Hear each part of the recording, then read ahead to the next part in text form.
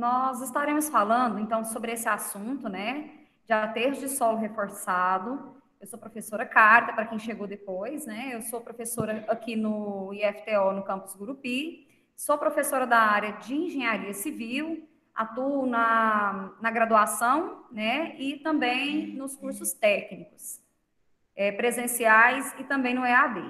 Então, vamos falar desse assunto. Eu sou geotécnica, eu sou mestra em geotecnia, e eu gosto muito, né, de sempre que eu tenho oportunidade, de estar falando de algum assunto relacionado às obras geotécnicas, né, obras de engenharia que tem o solo, né, como o ator principal dessas obras. Então, é por isso que a gente vai estar falando, né, desse assunto tão importante, que são os aterros de solo reforçado. Talvez aqui na nossa região a gente não observe com tanta frequência obras geotécnicas como as que a gente vai ver aqui nessa palestra, mas em outras regiões do Brasil, que tem um relevo mais movimentado, esse tipo de obra é bastante comum. Tem algumas capitais do Brasil, como, por exemplo, Belo Horizonte, Rio de Janeiro, são capitais, né? Das capitais que eu conheço, essas com certeza eu posso afirmar para vocês, que são capitais, né? Salvador também, que tem muitas obras geotécnicas desse tipo, e obras relevantes, né, principalmente por conta da necessidade de ocupação da cidade, do espaço urbano. Esse assunto, então, né, de aterros de solo reforçado, ele surge dentro de um contexto que é da nossa necessidade de construção de aterros. Nós precisamos construir aterros para diversas finalidades, né, aterros de nivelamento de terrenos, para construção de desníveis necessários em algumas situações, como, por exemplo, pontes e viadutos, aterros de pavimentação, de modo geral, e em várias situações em que nós precisamos construir aterros, surge, né, a necessidade também, junto a essa necessidade da construção do aterro, surge a necessidade da gente construir alguma obra que venha dar maior estabilidade para o aterro. Isso porque nos centros urbanos a gente tem uma limitação em muitas situações de espaço, né? Quando a gente está falando de um aterro rodoviário, por exemplo, a gente tem ali toda aquela região, né? A gente costuma ter muito espaço e aqueles aterros, eles normalmente não precisam de estruturas que venham auxiliar na sua estabilidade.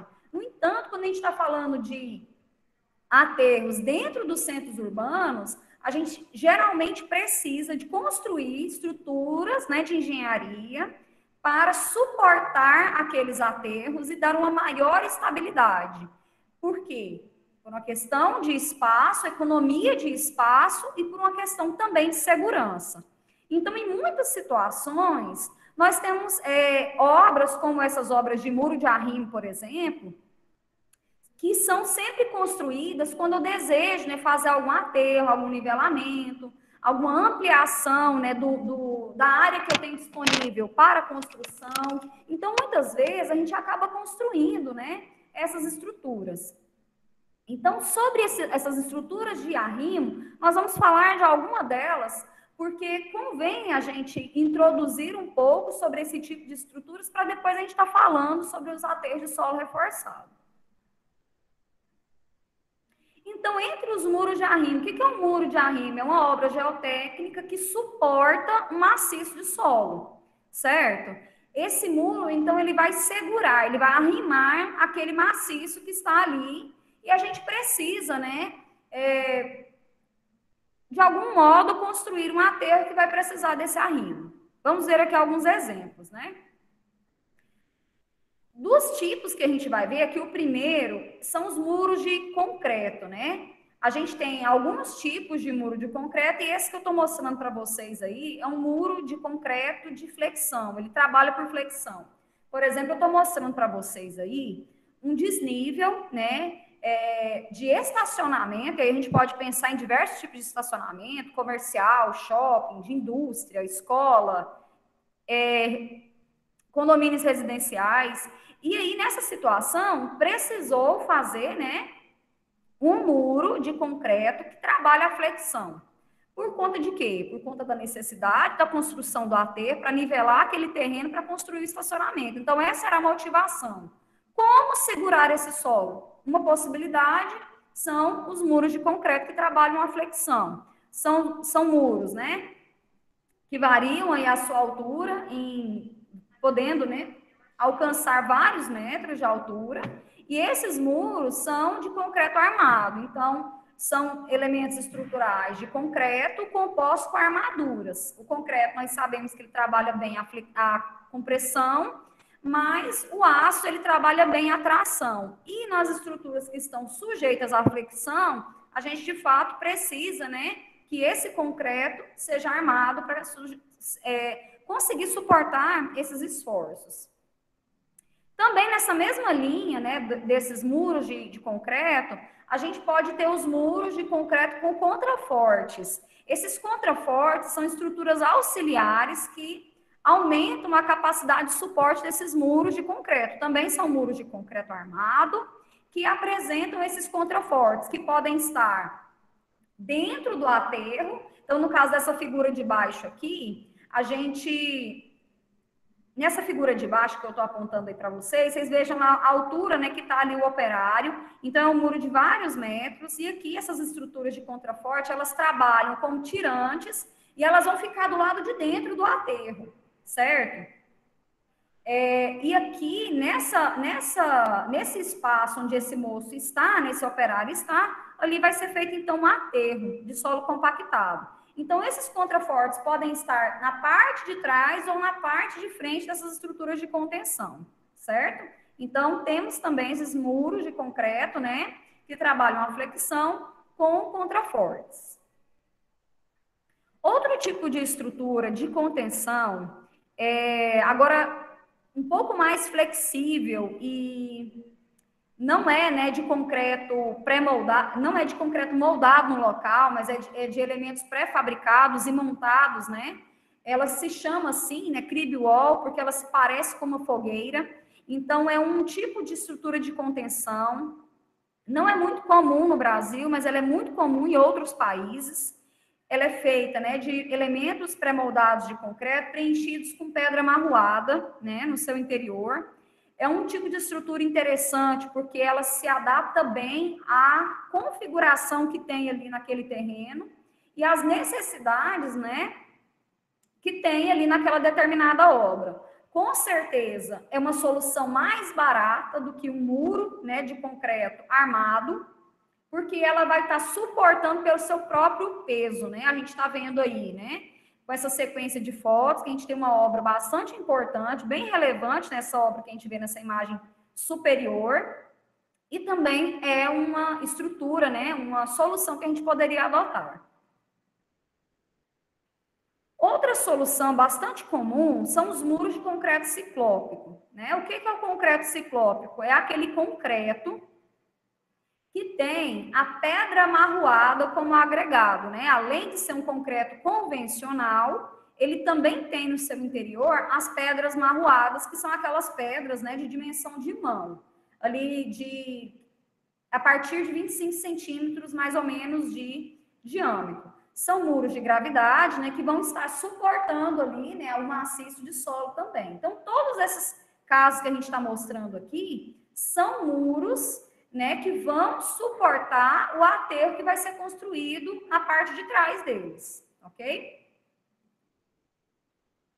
Outro tipo bastante comum e bem interessante, né, pela sua rapidez de execução, pela sua versatilidade, são os muros executados em gabião, né? O gabião é um tipo de estrutura de arrimo, né, feita a partir do preenchimento de caixas de tela. Essas caixas teladas são preenchidas com pedra marroada também, e elas são arrumadas, né, umas sobre as outras, né, com seção transversal variando, podendo alcançar aí vários e vários metros de altura. A gente está vendo aí, nesse caso, nessa primeira figura aí, uma máquina, né, trabalhando lá na parte de cima do aterro. Então, a gente observa que é uma solução que pode alcançar muitos metros de altura. Nessa figura inferior, a gente observa também o gabião como uma estrutura de contenção para canais. Então, se mostra como uma solução, né, nos centros urbanos, uma solução bastante interessante, porque ela funciona como revestimento de canais retificados, né, que é um dos grandes desafios da ocupação dos centros urbanos, né, que são os canais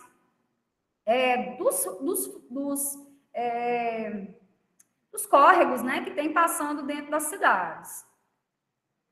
E aqui nessa última imagem a gente observa, né, um croquis, né, de um projeto mostrando aí a variação, né, da seção transversal desse projeto feito em Gabião.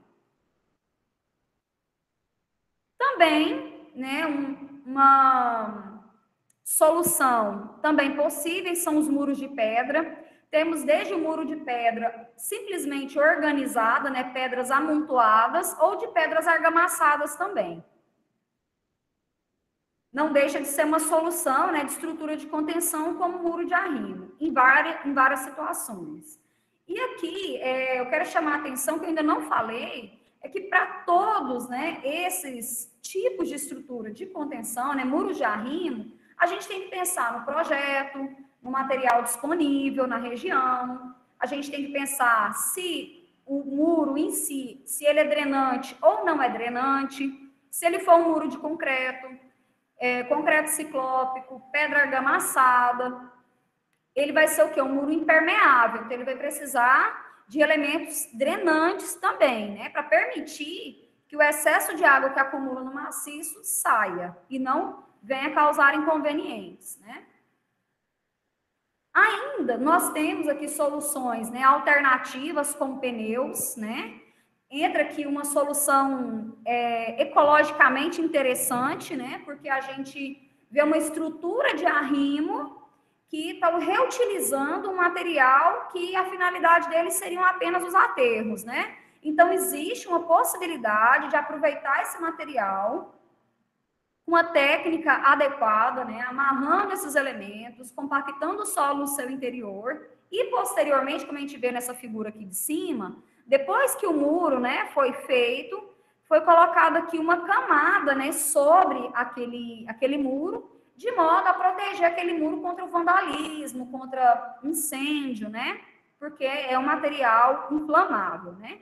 Mas também é uma solução interessante e possível. E também falar para vocês da solução de muro de arrimo com a tecnologia do solo cimento, que são sacos, né, de aninhagem preenchidos numa mistura dosada previamente de solo com um pouco de cimento, às vezes até mesmo cal. Esse material misturado, né, e homogeneizado com um certo teor de umidade são dispostos dentro desses sacos, costurados, né, e dispostos, né, enfiadas de maneira também a se constituírem como estruturas de contenção, como muros de arrimo, né?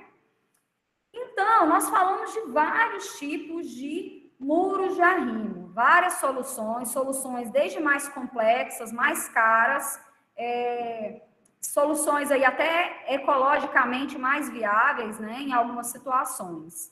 Agora, por que nós estamos falando disso tudo? Eu quero falar com vocês que esse é um grupo, é uma família de estruturas de contenção e nós vamos trazer uma nova proposta que nós vamos apresentar, que é o tema principal desta palestra.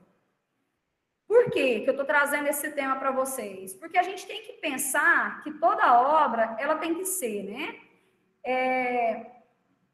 Ela tem que ser adequada para a necessidade. Toda obra de engenharia, ela tem que atender à necessidade do cliente, à necessidade de uma certa região. Se a gente está falando de uma obra, né, que é uma obra de infraestrutura, a gente tem que pensar na realidade do local, tem que pensar nos investimentos disponíveis, ela tem que ser, né, tecnicamente viável, precisa ter materiais disponíveis naquela região, tem que ser economicamente possível, tem que atender, né, socialmente aquela situação.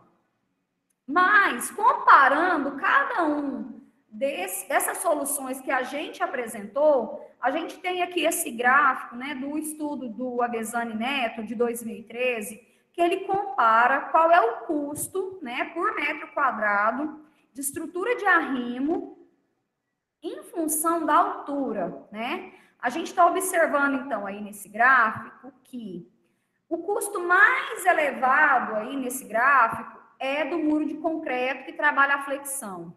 Por que é caro? porque tem aço, né? Ele, por mais que ele não seja tão robusto, né, e não tenha um grande consumo de concreto, ele acaba ficando caro por conta do aço. Então, muros de flexão, quanto mais altos, na verdade, eles já são uma solução cara, né? Aqui esse gráfico mostra a partir de 4 metros de altura. Já é um muro que apresenta uma solução cara. É claro que em algumas situações ele vai ser a única solução possível, talvez principalmente por uma questão de espaço. Mas a gente já identifica que ele é uma solução cara. Logo abaixo dele, a gente está observando aí, em crescimento bem rápido, o custo do muro de gabião. Né? A gente vê que ele, para até 4 metros ali, ele tem um custo parecido com essas outras soluções que vêm abaixo, mas à medida que vai aumentando o muro de gabião, aumenta muito o custo, até mesmo passando do muro, né, do custo do muro de concreto, né, que trabalha a flexão. Por quê? Porque quanto mais alto o muro de gabião, mais larga precisa ser a sua base.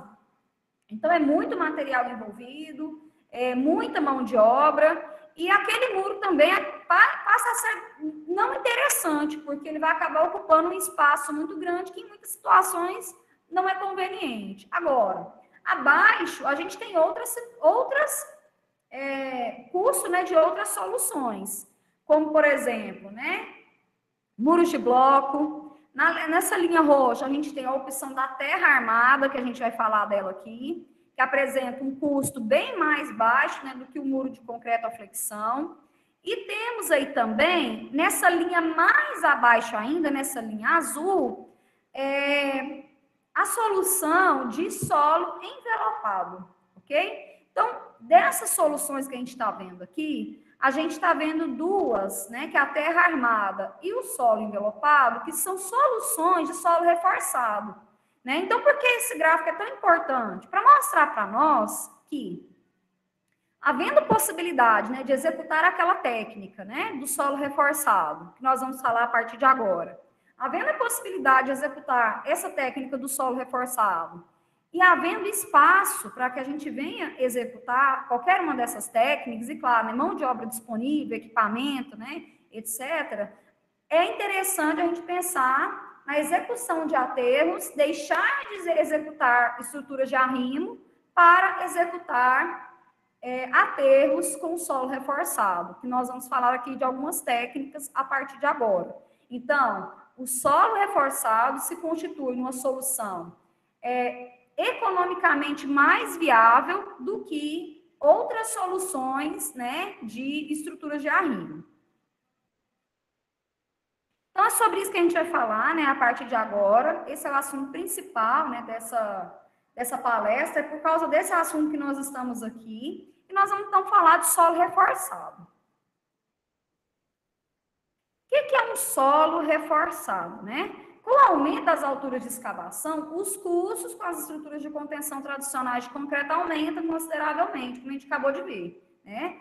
As soluções em concreto, é claro que naquele gráfico ele não vem apresentando todas as soluções, mas é bem evidente de que os muros de concreto eles vão ser mais caros, né?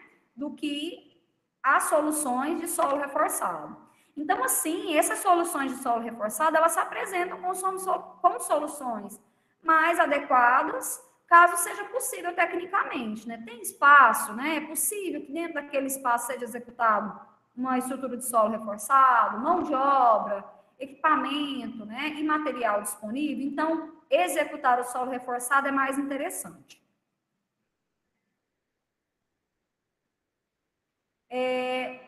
Qual que é o conceito aqui, né? O conceito é baseado na ideia de que reforços com resistência à tração possam ser inseridos no solo para permitir taludes mais íngremes ou mesmo verticais com faceamento adequado. Então, vamos entender cada parte aqui. Qual que é a ideia do aterro de solo reforçado? Eu vou introduzir no solo um tipo de elemento que vai resistir à tração, certo? E aí, eu estou pensando nas situações em que o talude natural não é possível. Eu preciso escavar aquele talude natural, ou se eu for construir um aterro artificial, eu não tenho espaço, né, para aquele talude ficar com inclinação suave. é o caso em que eu tenha, né, necessidade que aqueles taludes eles fiquem mais íngremes, né? Então, sendo necessário, né, ou execução de uma estrutura de arrimo, ou podemos utilizar a técnica do solo reforçado. Agora, quanto mais íngreme é o talude, menor é o fator de segurança do talude. Por quê? Porque ele vai ficar mais sujeito a deslizamentos.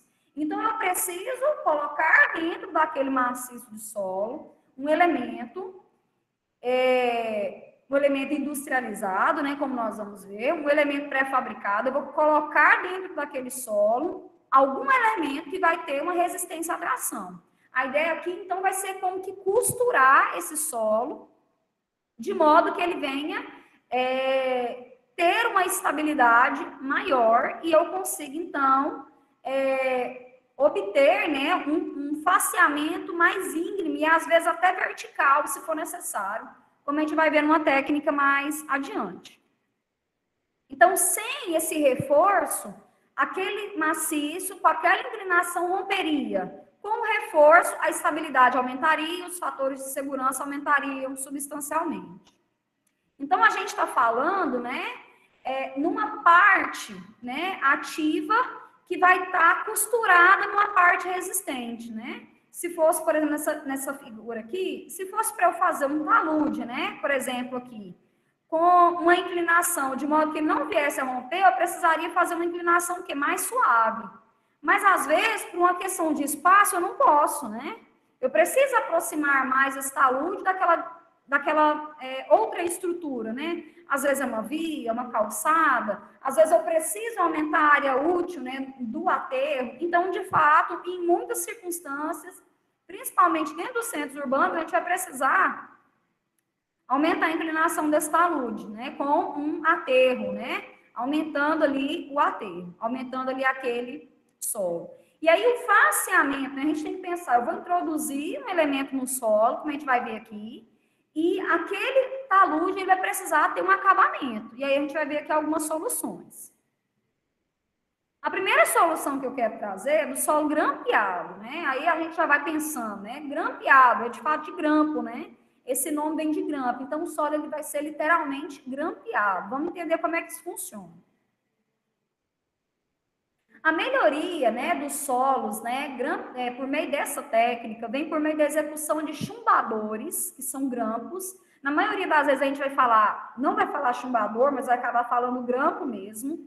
E aí a ideia é como que um grampo de cabelo sustenta o cabelo, aqui o grampo vai sustentar o solo. Mas é claro que é com a técnica de engenharia, né?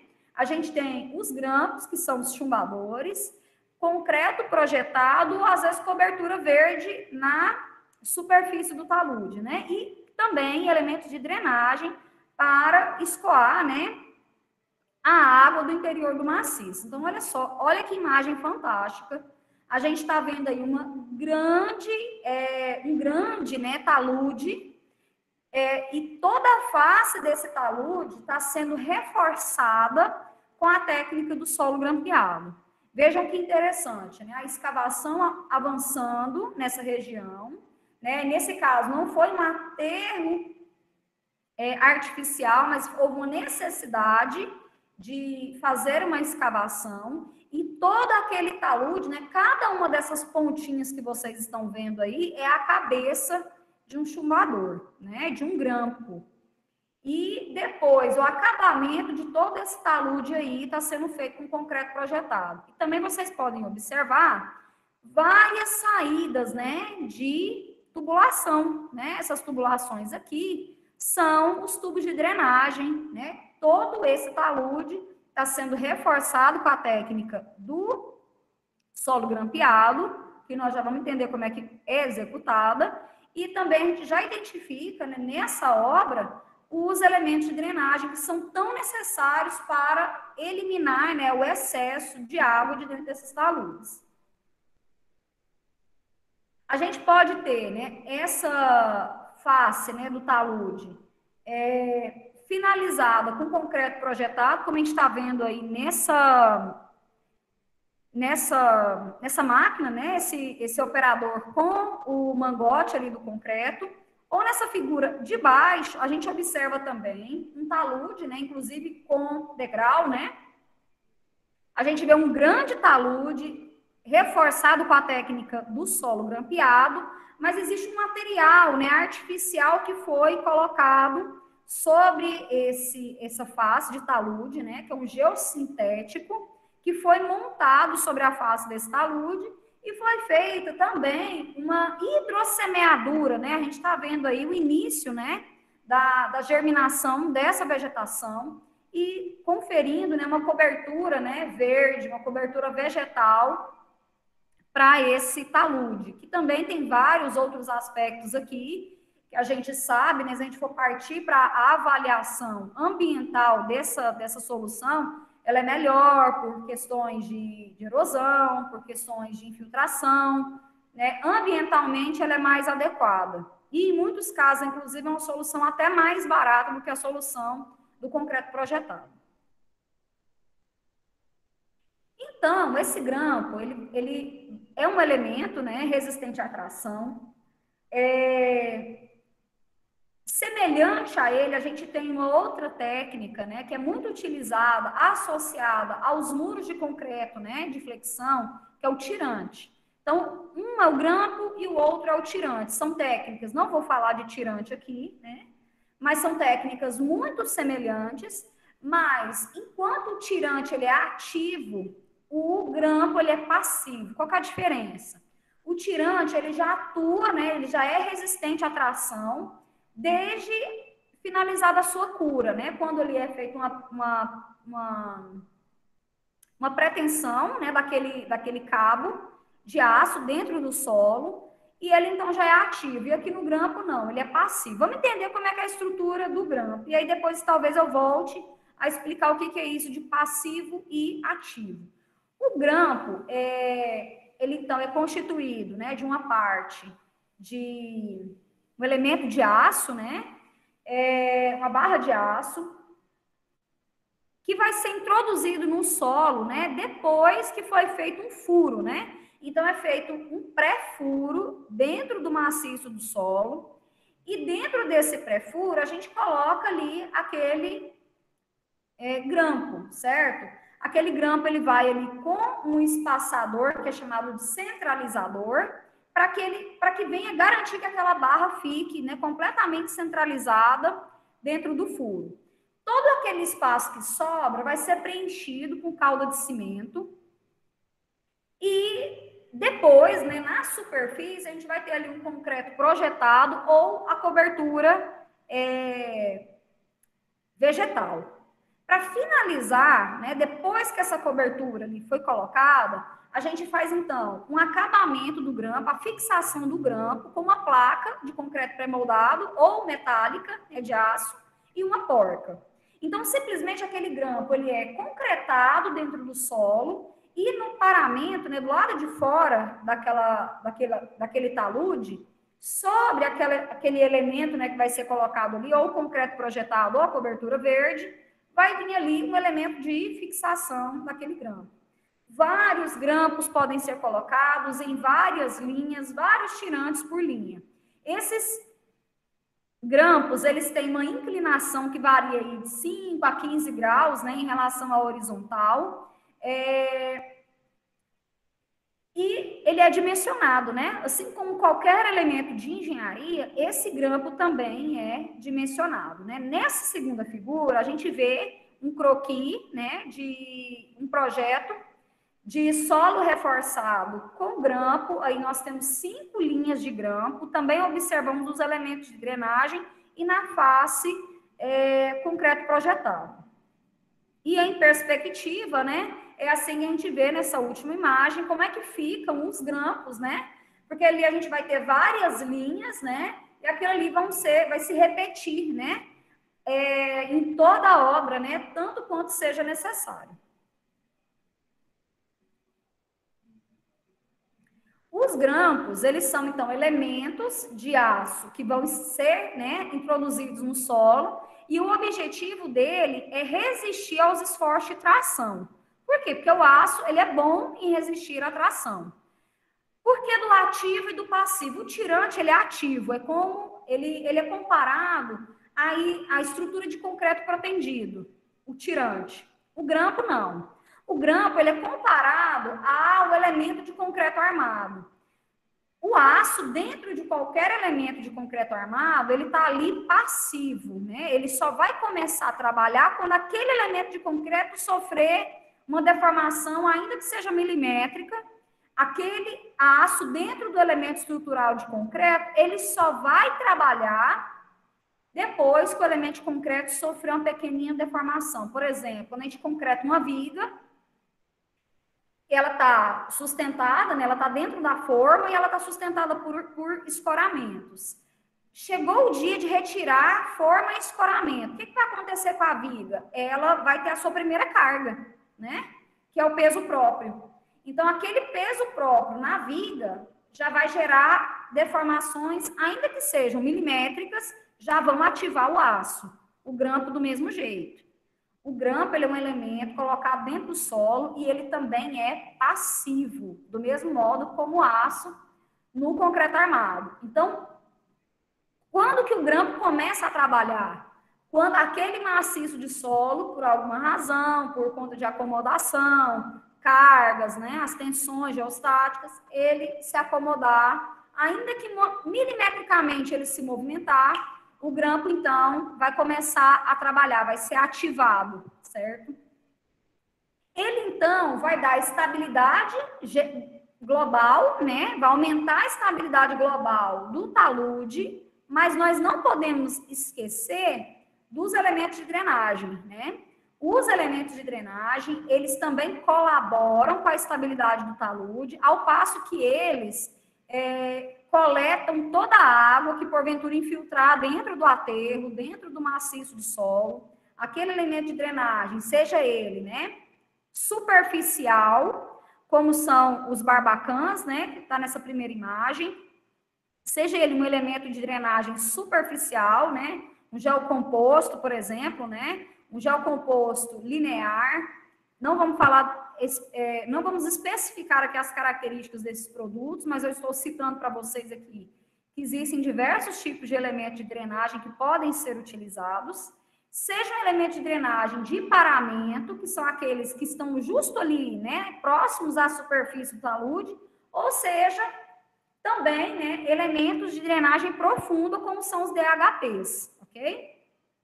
DHP é de drenagem horizontal profunda, né? São tubulações revestidas de algum material filtrante. Então, a gente tem ali o filtro, que envolve a tubulação é toda perfurada, a água, ela passa pelo filtro, fica retido o solo e entra para dentro da tubulação e a saída é a superfície, né, do talude. Esses elementos de drenagem, assim como, né, os grampos, eles são imprescindíveis, né, para a estabilidade local e global do talude, né? Nessa última figura, a gente vê um croquis de um projeto, né? Aqui é uma tela, inclusive, do software que faz o dimensionamento dessa técnica, né? A gente vê aí um talude integral também. A gente vê que lá no software, né, a gente pode colocar as diversas camadas que constituem o solo. A gente observa, né, a partir dos relatórios de sondagem, esses dados geotécnicos, e a avaliação, né, da estabilidade, né, dessa estrutura agora reforçada, né? Então, tudo isso, toda essa técnica, ela passa, né, por um dimensionamento prévio, né, antes de ser executada. E, claro, né, por um profissional que tenha habilitação para tal. Sobre ainda o solo grampeado, né, é uma técnica eficaz, né, para reforço de solos em taludes naturais ou resultantes de processo de escavação, né. Existe, por exemplo, em muitas situações, como, por exemplo, vou citar aqui o caso do Rio de Janeiro. Muitas populações ocupando, né, regiões de encosta, e acaba que aquela encosta natural, pelo tempo geológico, né, pelas ações naturais, ela naturalmente poderia sofrer algum movimento, né, de massa, né, algum escorregamento de massa. Naturalmente, isso acontece, né? Tanto acontece que é por isso que o mundo ele está em constante mudança, né, do relevo. Mas veja bem, se uma região próximo, né, de uma encosta natural está sendo ocupada, eu preciso aumentar a segurança daquela encosta. Então, essa técnica do solo grampeado pode ser aplicada ali, né, seja num talude natural, ou seja numa necessidade de escavar aquele talude, e a gente precisa entrar com a técnica do solo grampeado para aumentar a estabilidade daquele maciço. E sobre a ativação do grampo, né, que é o que eu continuo aqui falando, a gente já falou também, né, sobre a ativação do grampo.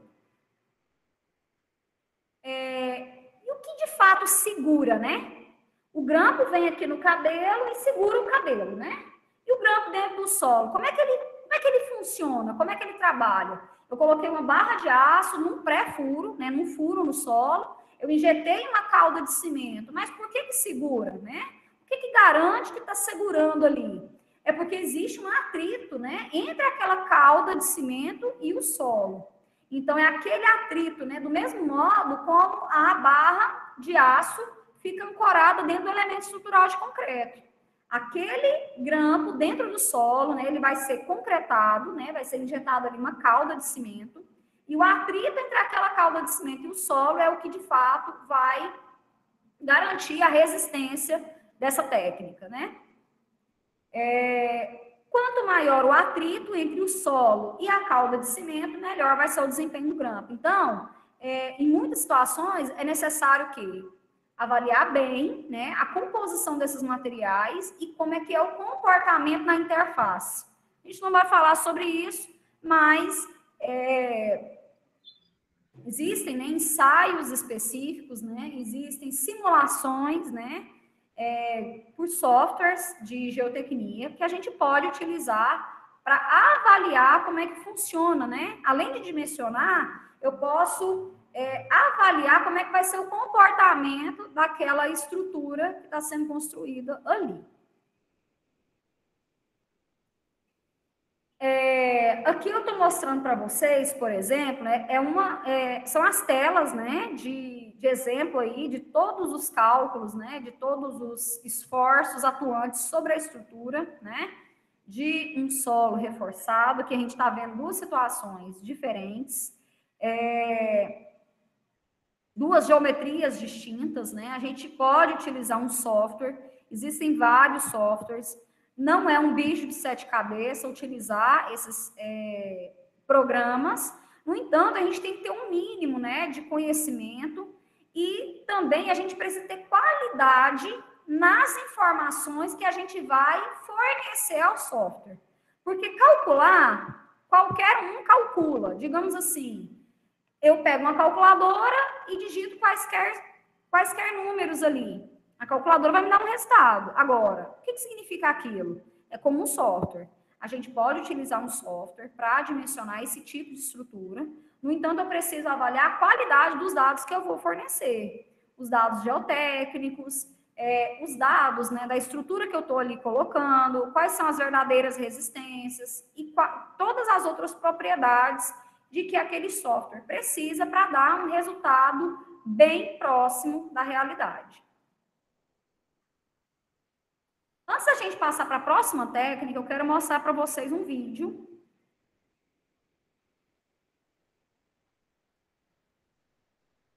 Vamos ver aqui um vídeo, né? Bem rápido, de 2 minutinhos.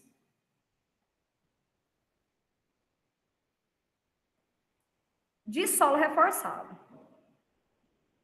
Com grampo, né? De solo grampeado.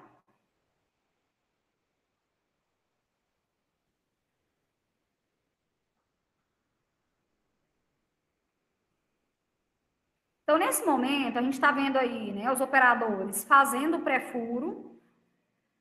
Vejam que acima, né, já existia uma linha de grampos, né, que havia sido executada. Eles já estão na segunda linha de grampos. Então, naquela parte de cima, o grampo já está pronto e o concreto já tinha sido projetado. Na linha de baixo, eles estão fazendo, né, o pré-furo com essa máquina. É uma máquina, né, rotativa. É feito um pré-furo com auxílio de água, né, para facilitar. Depois, né, colocou ali a cauda de cimento. A gente está vendo aí esse outro vídeo, né? A montagem dos chumbadores. E, novamente, né? Injeção de calda de cimento sob pressão. A gente diz, né, aqui, que a injeção da calda de cimento é feita, né, por um tubo tipo manchete. Esse tubo ele tem várias perfurações e essas perfurações elas vêm envolvidas de fita. E à medida que a pressão vai sendo aplicada, aquela fita solta e libera a calda de cimento. Finalizado, né, finalizado o chumbamento do grampo, a gente vem então com o acabamento da superfície com o concreto projetado. E aí avança, né, a escavação, quando é o caso, executando as outras linhas de grampo.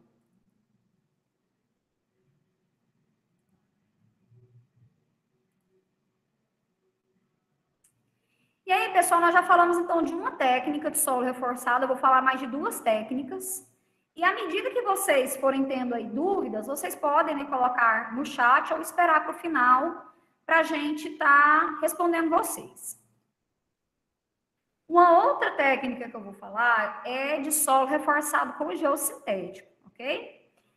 No evento da Engenharia Civil do IFTO, que teve esse ano, eu falei, né, sobre o uso dos geossintéticos, né, em obras de engenharia, e uma das obras que a gente utiliza esse tipo de material é na execução de solo reforçado. Essa técnica de solo reforçado com geossintético e a próxima técnica que eu vou apresentar para vocês é de necessariamente aterros construídos, certo? De aterros construídos. O solo grampeado é feito mais em aterros que já existem, né? Em maciços que já existem. Mas o solo reforçado com geossintético e a próxima técnica, que é a terra armada, são técnicas para aterros artificiais, tá bom? O geossintético é um material industrializado, ele não é metálico, né, mas ele é composto de polímeros, né, da família dos plásticos. Podem ter vários polímeros constituindo esses geossintéticos. E especificamente aqui, para o reforço, a gente utiliza as geogrelhas, que é um tipo de geossintético. Utilizamos também, né, no reforço, os geotêxteis tecido, tá bom? Especificamente esses dois são os que nós mais utilizamos para fazer reforço, tá bom? De aterros artificiais. Sobre os geossintéticos, né? Existem vários outros materiais que existem de várias famílias, vários tipos, né? Mas a gente não vai estar falando especificamente sobre esse material aqui, não, tá bom? Vamos falar da técnica em si. Em momentos oportunos, a gente fala sobre esses materiais. Então, a ideia aqui é construir um aterro artificial, né, camada por camada. Esse aterro ele vai começar de baixo para cima, com camadas alternadas de solo compactado e reforço. Solo compactado e reforço. Porque qual que é a ideia? A ideia é que eu possa construir um aterro o mais íngreme possível, de modo que aquela zona que ficaria instável, sem o reforço, possa ser ancorada naquela zona estável. Então, a ideia de colocar esse reforço aqui é a gente costurar uma zona que estaria instável com uma zona estável, sendo que esse elemento ele também vai ser capaz, né, de resistir aos esforços de tração, que também vão ser desenvolvidos, né, à medida que pequenos milímetros, né, pequenas deformações já venham acontecer nesse material. Então, de maneira semelhante ao grampo, a gente tem os geossintéticos. É claro que são elementos completamente diferentes, né? Os geossintéticos, eles são comercializados em bobinas e eles são dispostos, né, em planos, né? Eles são planos, né, bem grandes, bem extensos, como a gente vai ver em algumas imagens adiante. Então, a função desse reforço, né, justamente é costurar, né, essa zona estável e a potencialmente instável, impedindo que esse talude venha romper. Então, essa estrutura de contenção, o solo reforçado também é uma estrutura de contenção, né? Essa técnica consiste em camadas, né, de solo compactado entremeadas com o reforço, né, geossintético, que podem ser aí de alguns tipos, como a gente vai ver, certo? A gente está vendo aí nessa primeira imagem, né, uma perspectiva de um aterro, né, reforçado com geossintético, e a gente observa o envelopamento da face, né? Essa linha azul mostra aqui o detalhe do envelopamento da face, né? Que é quando aquele material ele vai até a face e depois que aquela camada vai ser compactada, aquele material então vai ser dobrado sobre a camada compactada. E nova camada vai sendo compactada, como a gente vai ver também num vídeo bem interessante, que eu gosto sempre de utilizar, como a gente vai ver daqui a pouquinho. Então, é uma técnica, né? Olha só, essa imagem aqui, ó, que a gente está vendo, essa grande obra, o que a gente vê aí?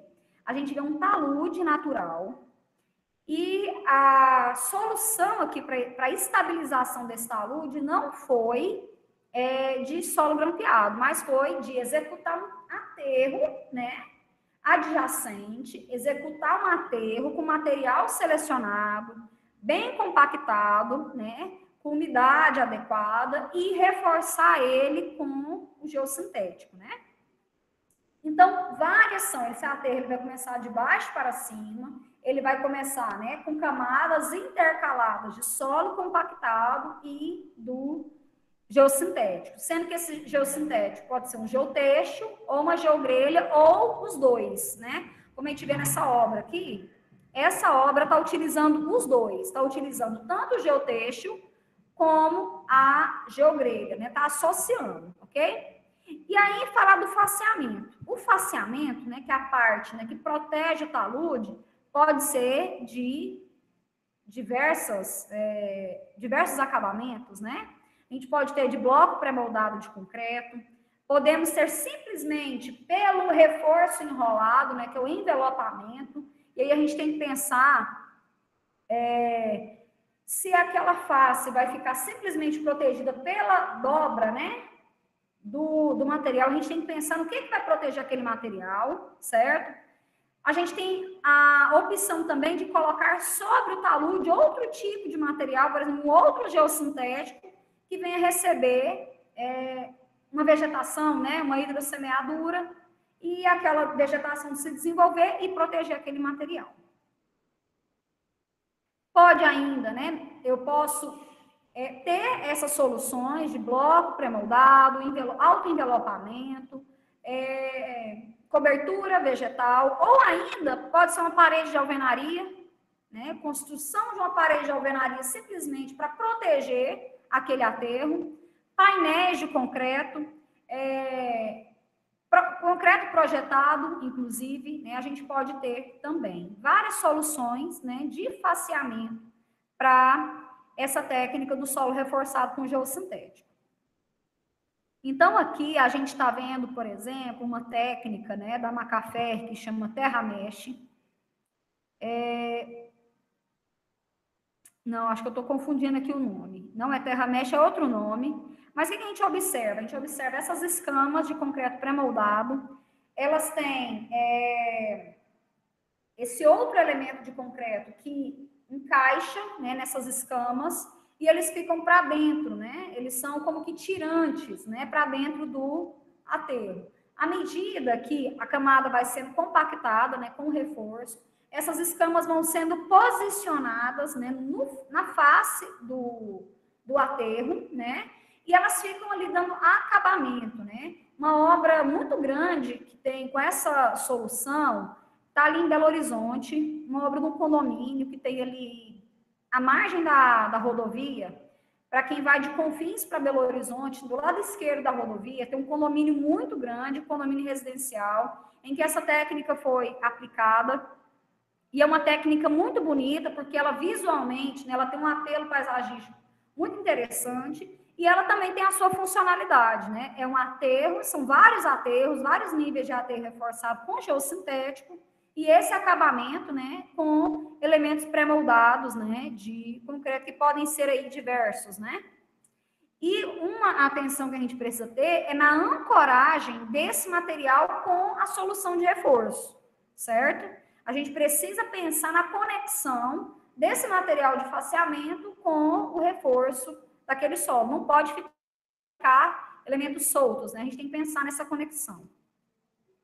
Também o solo, o aterro de solo reforçado com geossintético, a gente também faz o dimensionamento dele, né, por meio de softwares aí de geotecnia, pensando, né, nas características que a gente vai lançar, nos parâmetros geotécnicos, né, nos dados de caracterização dos materiais, que tanto do solo que vai ser compactado, né, a gente tem que pensar nas características daquele material após a compactação, atrito, quais são as características do reforço que está sendo empregado, qual é a resistência à tração que ele tem.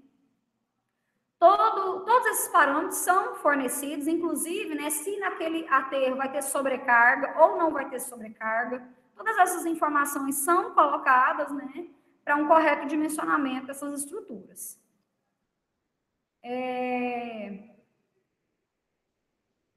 Essa segunda figura, né, que a gente está vendo aí é uma perspectiva, né, do solo reforçado com geossintético, com aquele acabamento, né, daquelas escamas de concreto pré-fabricado, né, e esses contrafortes que ficam, né, embutidos, né, garantindo a ancoragem dessas escamas dentro das camadas compactadas. Um caso de obra que eu quero mostrar aqui para vocês. Antes de mostrar esse caso de obra, não, depois que eu mostrar esse caso de obra, eu vou mostrar outro caso de obra que vai mostrar também a execução, né, dessa técnica. Então, essa situação foi uma situação de um talude que rompeu. Esse talude, a gente está vendo aí uma grande movimentação de massa, né? Ele deslizou completamente. E precisou, então, entrar ali com fazer uma interferência, né, nesse talude, reforçando ele, e a técnica que foi empregada aí é de um aterro reforçado com geossintético, e o geossintético que foi utilizado aqui foi um geotexto. Vamos observar como é que foi feito. Então, ali tinha o terreno natural, né, essa linha aqui do terreno natural. Houve ali a ruptura, né, do talude, e aí fez, então, um projeto, né, de como que ficaria um aterro de solo reforçado com geossintético. Aqui em vermelho, a gente tem as linhas de geossintético, alternadas, né, com essas linhas em vermelho, a gente tem camada por camada de solo compactado. Em linha verde, a gente tem os elementos de drenagem que foram colocados, né? Aqui a gente tem na parte de baixo essa linha tracejada é um dreno horizontal profundo, e aqui em cima, na parte de trás, né, do aterro que foi efetivamente, né, compactado, a gente tem uma outra solução de geossintético drenante, certo? Que é um geocomposto drenante. E na parte de baixo dessa estrutura, foi empregada aqui a técnica, né, de solo grampeado. Olha que interessante. Então, aqui a gente está vendo duas técnicas de solo reforçado, uma de solo reforçado com geossintético e na parte de baixo, solo grampeado. E ainda a gente está vendo, né, os elementos de drenagem. Então, no primeiro momento, né, foi feita toda a mobilização de terra, toda a terra solta que estava ali foi retirada, para a obra, de fato, começar, né? Então, a gente está vendo aqui essa primeira compactação da base do aterro. Depois, né, o geossintético, né, as bobinas de geossintético começaram a ser instaladas, né? Então, todo o geossintético, no comprimento adequado conforme o projeto, foi colocado ali. Preparado ali os elementos de face, observem aqui que foi colocado aqui uma outra técnica, né? O faceamento aqui, nesse primeiro momento, foi feito, né? Com sacos de solo cimento, né? E a gente está vendo ali, né, o operário socando, né, esses sacos para compactar eles em fiadas. E depois é feito o envelopamento, né? A dobra, né? O autoenvelopamento daquele material que fica, né, já ancorado dentro da camada de solo compactado, como a gente está vendo aí, né? Ali, nesse talude, a gente observa um detalhe interessante, que não foi possível subir um rolo compactador de grande dimensão, mas foi possível executar a compactação por meio do sapo, né? Que é aquele equipamento pequeno, mas ainda assim ele compacta, né? Eficazmente. E depois, então, várias camadas, né, de solo reforçado ali com a geossintética, o geotêxtil, várias camadas alternadas de geotêxtil, solo compactado, geotêxtil, solo compactado, e com alto envelopamento, até chegar na parte de cima, né, do aterro, né? Então, a gente está vendo aí a máquina, né, até subindo um pouco ali desse aterro, colocando, né, solo lá na parte de cima, para finalização do aterro. E a gente vê nessa outra imagem já o aterro praticamente pronto, né? A gente observa que é uma técnica interessante, inclusive, porque ela pode ser bastante, se ajustar bem, né, no terreno natural. E nós vamos ver que depois que a técnica é finalizada, basicamente não se percebe que ali tinha uma obra de engenharia, né? Porque, de fato, né, é uma obra que fica bem adequada, né? Bem, até esteticamente interessante. Depois que todo o aterro de solo reforçado foi executado, foi instalado ali na superfície do talude uma outra solução de revestimento de talude, que é um geossintético chamado geocélula. Esse geossintético, ele literalmente, né, ele é composto de várias células, né? E ele foi preenchido com solo, conforme a gente pode ver, preenchido com solo. Essa, então, não foi feito concreto projetado, né? Não foi utilizado bloco pré-moldado e também não ficou só no alto envelopamento, né? A face do talude foi protegida com outro geossintético, que é a geocélula, preenchida com terra e depois, né, lançado ali a hidrossemeadura que permitiu a vegetação natural, né, se desenvolver ali naquele talude, né? A gente observa nessa última imagem como que ficou a obra depois de finalizada. A gente também observa aí alguns elementos superficiais, né, de drenagem, né, para proteger, claro, né, dar caminho, né, adequado para as águas pluviais, de modo a evitar a erosão do talude. Antes da gente falar de terra armada, vamos então ver aqui uma obra, né, bem interessante, uma obra grande. Vou soltar o vídeo aqui e a gente vai falando. Que é a técnica do Terra Mesh, né, uma obra da Macaferri. Essa obra, né, foi a obra lá na Arena Corinthians, né, no estádio do Corinthians. Havia uma necessidade, né, de ampliar, né, o pátio de estacionamento de 15 metros de altura, conforme a gente pode ver aqui, né, vou pausar aqui para a gente ver. Então, olha só, aqui está toda a estrutura do estádio, né, aqui a cobertura, né, o elemento de cobertura e etc., para a gente ter uma noção da escala, né, aqui as arquibancadas, certo? E ali do lado de fora, houve a necessidade de ampliar aqui, né, a área de pátio para estacionamento.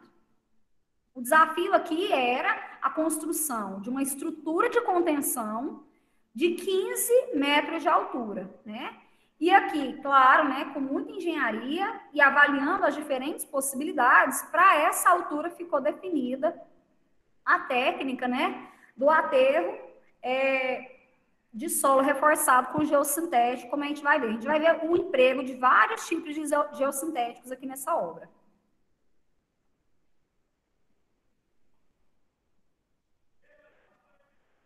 Então, foi utilizado o sistema chamado Terra Mesh da Macaferri. Esse Terra Mesh é um nome comercial. Aqui, né, a gente observa uma seção transversal, né, uma, né, das várias seções transversais do projeto, em que a gente observa aí os diferentes níveis, né, de solo compactado, com as geogrelhas, né, geogrelhas mais resistentes na parte de baixo, geogrelhas menos resistentes na parte de cima, isso é natural, né? A especificação da geogrelha mudando à medida que o aterro ia subindo. Também observamos na face, né, que a face não era completamente vertical, mas que ela tinha uma certa inclinação, e o acabamento, né, dessa face feito com gabiões.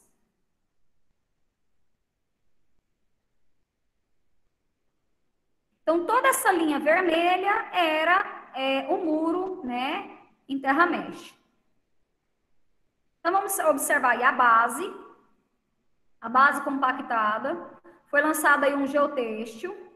No fundo, né, do talude natural, um geotêxtil composto, com parte filtrante, parte drenante. Um dreno no fundo, para escoar toda a água, né, que foi drenada. Uma camada de brita e depois o outro geotêxtil, né, fazendo todo esse fundo aí, o dreno. Na sequência, a gente vai observar geogrelha, que é o elemento de reforço, e o elemento de face aqui, que é o gabião, que é o tal terra mesh. Esse em si é o terra mesh aqui.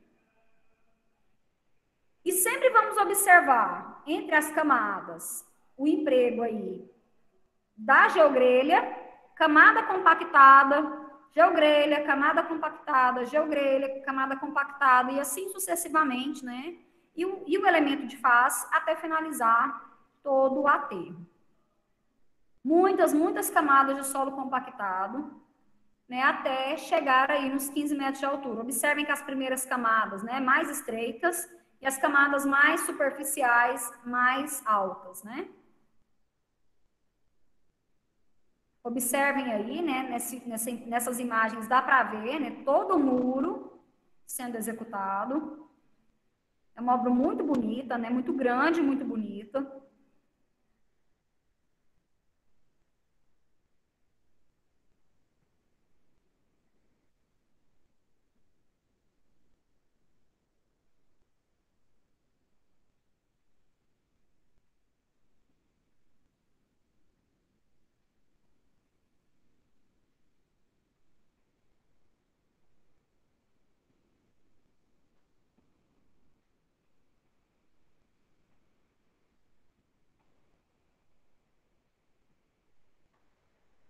A gente está vendo aí os vários operários, né, fazendo a arrumação das pedras.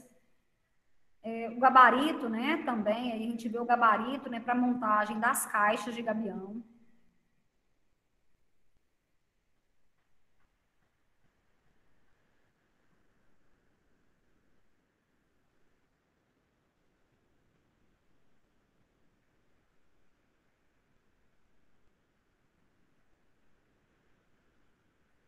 De fato, uma obra bastante interessante, né, e uma obra que a gente acaba utilizando como referência, né, pela sua grandeza, né, principalmente pelo volume de materiais envolvidos, recursos financeiros, né. Eu quero pausar bem aqui para mostrar para vocês, né, algo interessante, que é essa parte de baixo, né, do aterro. Foi feito aí, né, o emprego, né. Eu não sei afirmar para vocês se grampo ou tirante, tá bom? Nessa parte de baixo aí, de toda essa estrutura, foi feita aí um reforço extra, né? Com tirantes ou grampo. Eu suspeito que seja de tirantes, né? Pela grandeza, né, da obra, eu suspeito que seja de tirantes, mas eu não tenho certeza.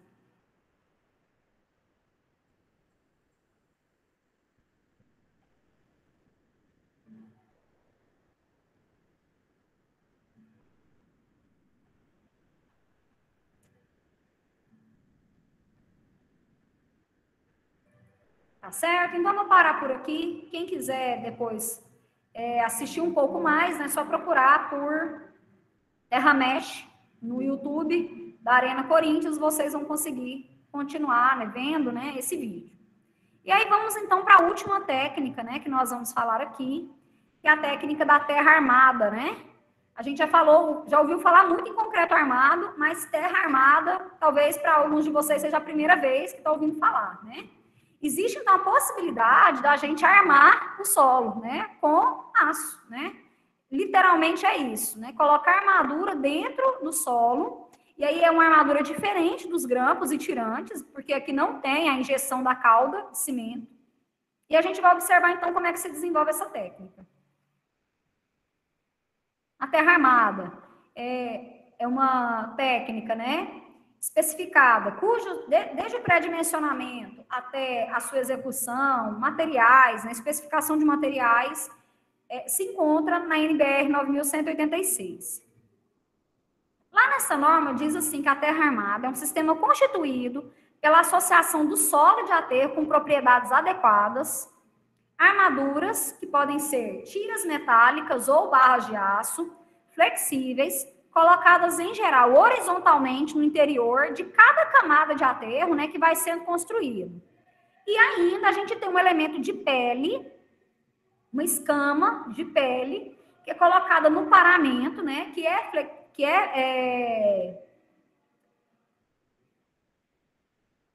vertical, comumente vertical, e esse elemento ele é fixado às armaduras, né, limitando o aterro, conforme a gente vai ver. A terra armada é uma solução que talvez seja a solução mais fácil da gente observar, como, por exemplo, a gente tem aqui nesse viaduto, ali, aquele viaduto que a gente tem aqui da BR, ali próximo à Honda, né? A gente tem um viaduto ali e nele foi empregada essa técnica de terra armada.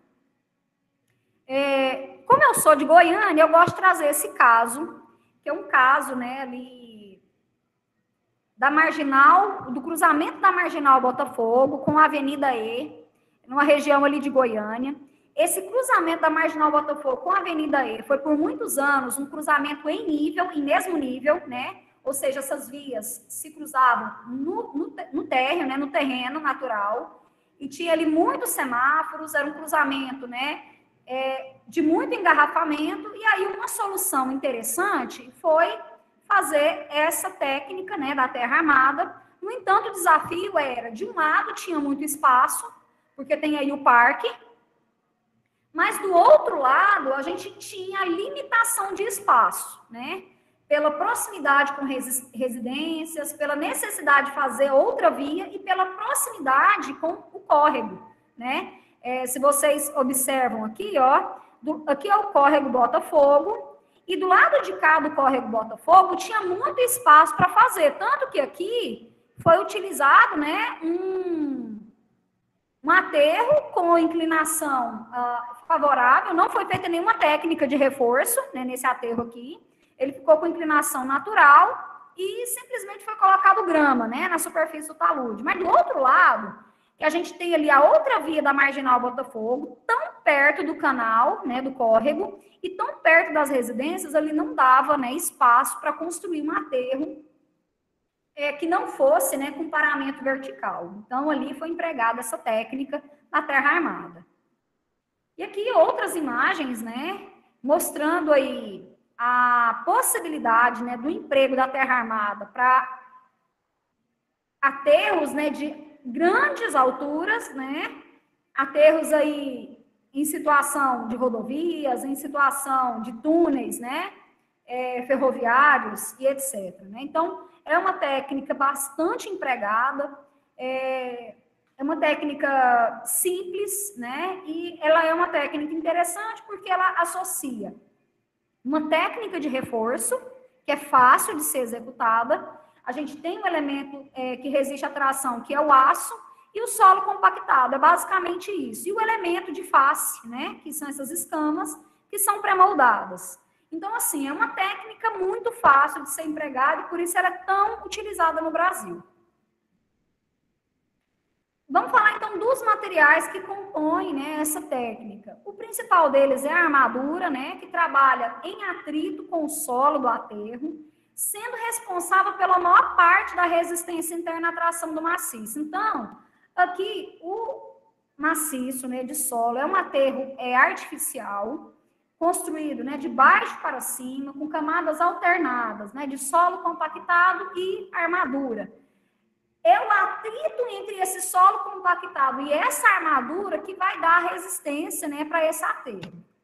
Essa armadura ela precisa ter as seguintes características, né? Boa resistência à tração, com ruptura do tipo não frágil, então por isso a gente utiliza o CA50. Pequena deformabilidade, né, sob cargas de serviço, ou seja, alto modo de elasticidade. Bom coeficiente de atrito com o material de aterro, ou seja a barra ou as fitas, ela precisa ter ranhuras, de modo a ter uma aderência, ou seja, não pode ser uma barra lisa, porque senão ela não vai ter o atrito necessário com o material do aterro. E ainda ter flexibilidade suficiente para não limitar a deformabilidade vertical. O que isso significa? À medida que aquelas camadas vão sendo compactadas, veja bem, pode ser que algumas deformações verticais venham a acontecer. Então, aquelas armaduras, elas precisam, então, resistir não só a esse esforço de tração que ela precisa resistir na horizontal, mas também flexibilidade para as deformações verticais. E, claro, boa durabilidade, né? Porque se oxidar rapidamente, aí a gente vai perder, né, a função daquela técnica. Também as escamas, né? O que são as escamas? São os elementos pré-fabricados de concreto e tem várias formas, né? Várias configurações. São elementos, né, que têm função estrutural secundária, mas eles são muito importantes, né? Sendo responsáveis pelo equilíbrio das tensões próximas ao paramento, né? Próxima à face, né, do aterro.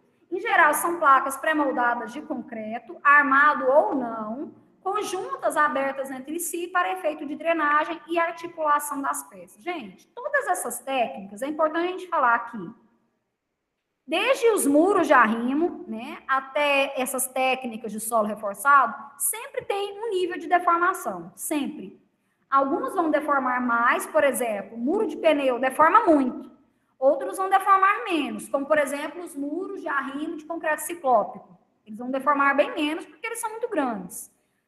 Mas os aterros de solo reforçado, eles deformam, né? Então, esses elementos de face, eles precisam estar bem conectados aos elementos de tração, mas eles precisam ser articulados, né, entre si para permitir um ajuste sempre que necessário. Não estamos falando aqui de deformações de muitos centímetros, nem metros, mas de poucos centímetros, né, que sempre vai acontecer e por isso que essas soluções de face precisam ser flexíveis e articuladas. Material do aterro, né? O solo, né? O solo ele precisa ser um solo selecionado. Não é qualquer material que a gente pode utilizar para fazer essa técnica. A gente está falando de uma estrutura, né?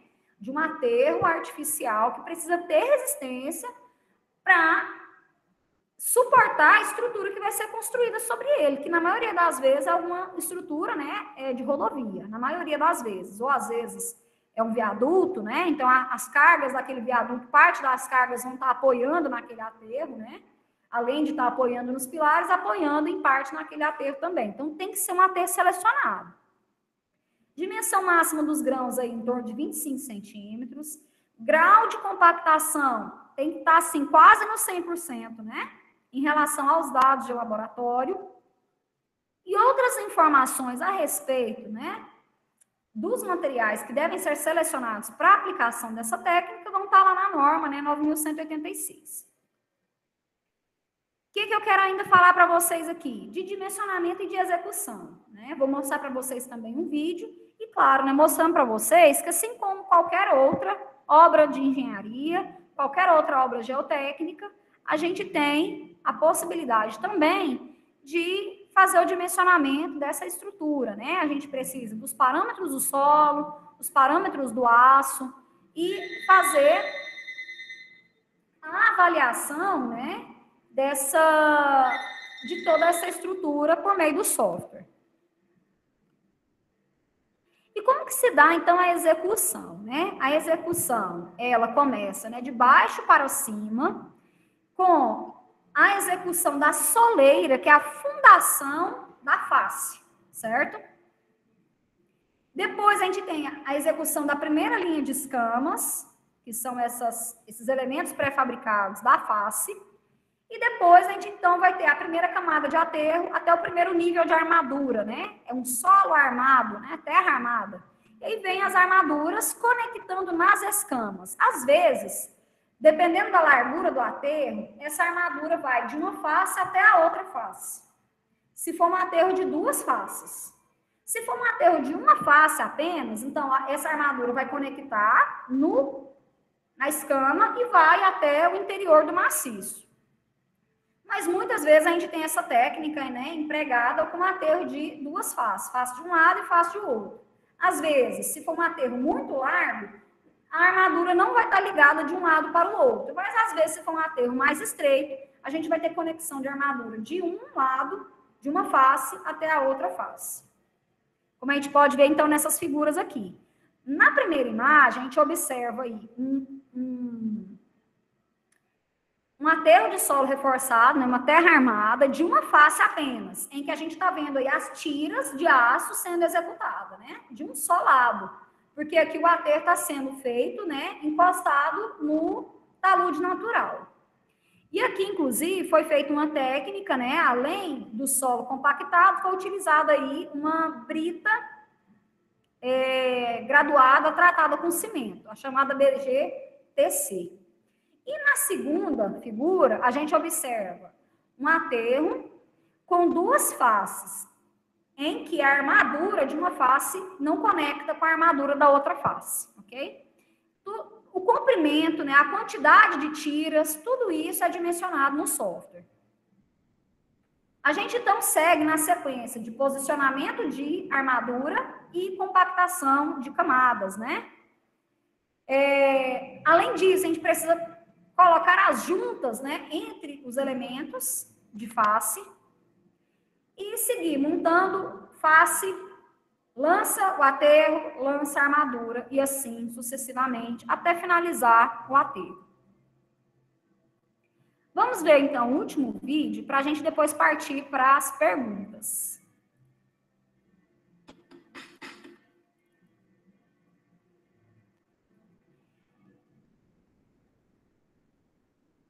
Então, aqui a gente está vendo, né, o início da obra, execução ali da soleira, que é a fundação, né, da face do aterro. Ali a gente está vendo o posicionamento das primeiras escamas. Essa face é a face externa, verificação de prumo e conexão provisória entre as escamas, né, escoramento provisório também. E ali é um elemento de um filtro, né? Que é colocado nas faces de modo a impedir que o solo escape. Compactação da primeira camada, né? Lançamento de solo e compactação da primeira camada.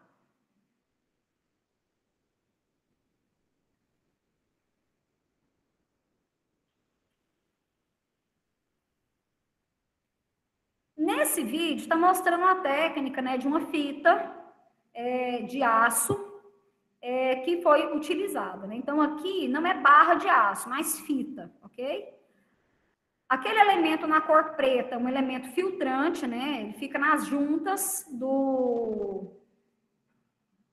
da face. Por que ele é filtrante? Porque ele vai permitir que a água passe, mas retenha o solo.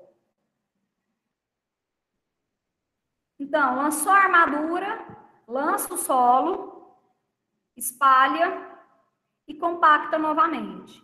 Então, sempre nessa sequência.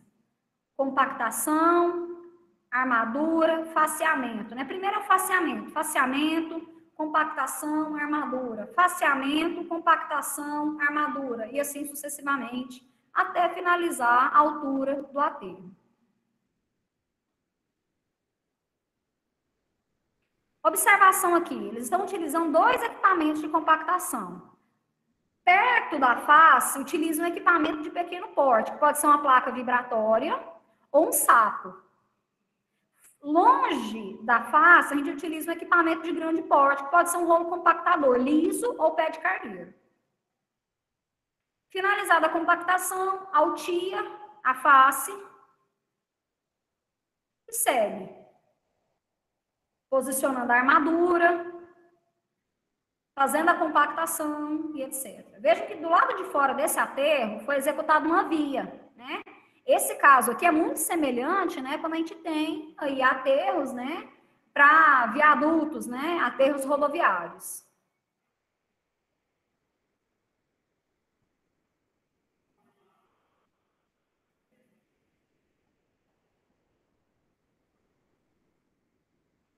E aí, então, segue, né, com essa técnica, alternando as camadas compactadas até alcançar a altura desejada do aterro.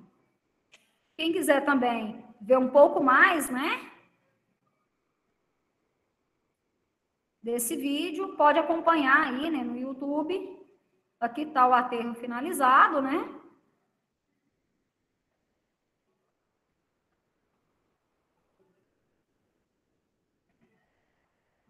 E uma outra via feita, né, na parte aí de cima do aterro.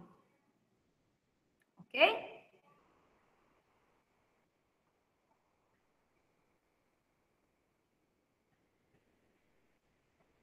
Então, era isso que eu tinha para falar aqui com vocês.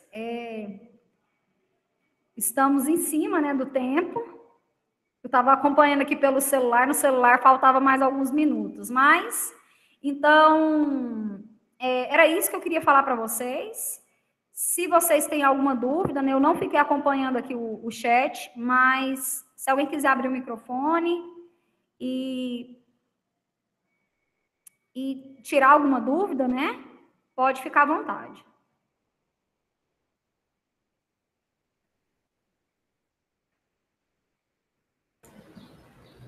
Professora, há muita dificuldade em realocar essa terra que é retirada quando faz o corte do aterro, antes de fazer o aterro? Se há muita dificuldade em onde armazenar ela, porque é uma grande quantidade, né? Sim, então, a gente tem que pensar bastante, ao máximo, em toda obra geotécnica, em que a gente tenha corte e aterro, a gente tem sempre que pensar em conseguir equilibrar ao máximo. Tudo que a gente cortar, a gente utilizar como aterro. Então, às vezes, a gente vai até escavar o terreno natural, vai armazenar aquele solo num pátio, e depois construir o aterro com aquele mesmo material. Só que aquele material sendo compactado, ele vai ficar com as características melhores, vai ter um comportamento mecânico mais adequado.